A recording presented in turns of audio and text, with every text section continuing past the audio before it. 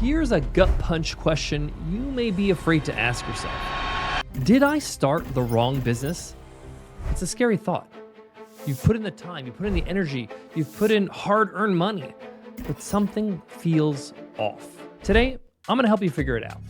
And we're gonna get honest, and we're gonna find out what to do next, whether that's to pivot, whether that's to reposition, or power through where you are right now. Let's take a time out and get really real for a moment, okay? There are some red flags that something's not quite right in your business. I wanna go through them. Number one, you dread the work. Listen, you don't have to love every second of your business, but if everything feels like a chore, if you're constantly forcing yourself just to show up every day, that's a signal. You need to pay attention to that. Number two, you're not solving a real problem. If your product or service isn't a must-have for someone, it'll never scale. It'll never take off. I know this from experience. You might have started something interesting, but it's not a must-have. It's not something incredibly valuable to somebody that they're willing to do anything to get your product or service in their hands. Business is as hard as it is. So having a product that's not really something that people crave is making things harder on you. The margins just don't work. If you're selling, but you're still not profitable, that's a math problem. And if you can't raise prices and you can't really cut costs that much, that might be just your signal that you're in a dead end, right? That this business model, this product or service, or this whole concept is just not viable. Number four, you can't see a future you want. Even if you grew 10x, would you want the business it becomes? Think about that. What would your business look like if it grew 10 times tomorrow? Do you like the way that looks, managing all those people or dealing with all those customers? If not, that's your intuition trying to save you. And often business owners, because they know the future looks like that, they will sabotage their own businesses so it won't grow. So what do you do if you recognize these signs in your current business? Well, here's what most people do. They panic, they quit, they beat themselves up. Does this sound familiar, right? Here's what you should do instead. Step one, you wanna just pause and zoom out. Ask yourself, why did I start this business? What parts do I actually enjoy? What have I learned about the market that I've been serving? Sometimes the business isn't totally wrong. It's just slightly misaligned. It needs a few small tweaks that will change everything. Step two, reposition or pivot. You don't have to blow it all up, okay? Maybe you can keep the same audience, but offer a different product. Maybe you can keep the product, but target a different audience.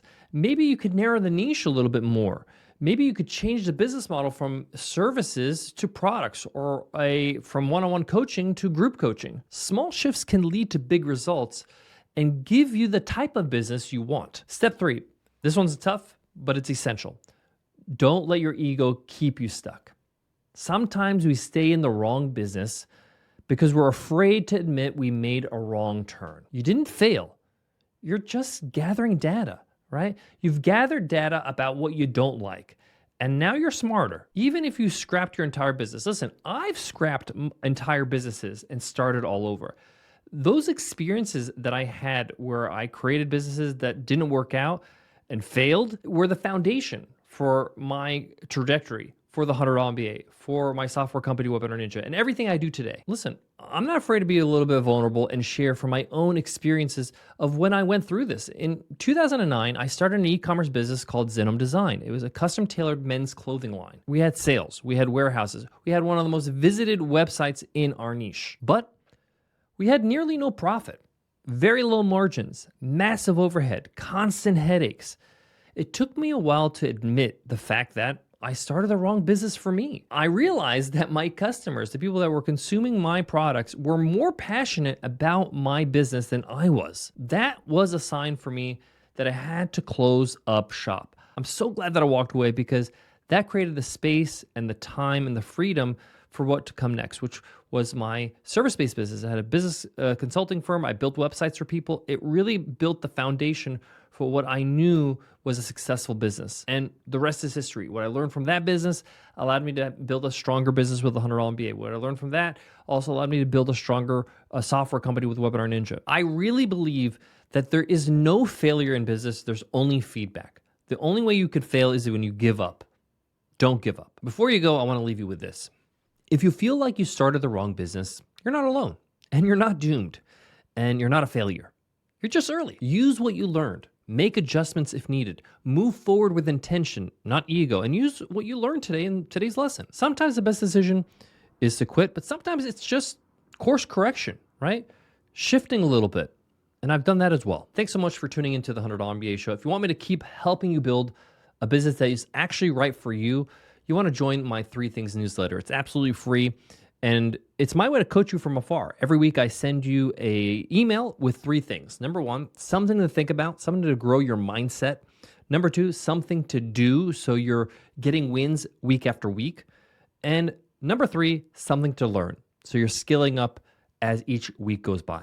It's absolutely free. Just go to 100mba.net and sign up for any of our guides, and you'll get added to our newsletter automatically. If you're still listening to this episode towards the end of the episode, thank you. Thank you for being a listener and a subscriber and part of this community. I think of you every time I step up to the mic and record a new episode. I think of you as a completionist, somebody who's a hard worker, somebody that wants to keep growing and learning and keep building their dream business. So I appreciate you being a listener, as well as the fact that you're my kind of person. Love it. And I'll check you in the next one. Take care.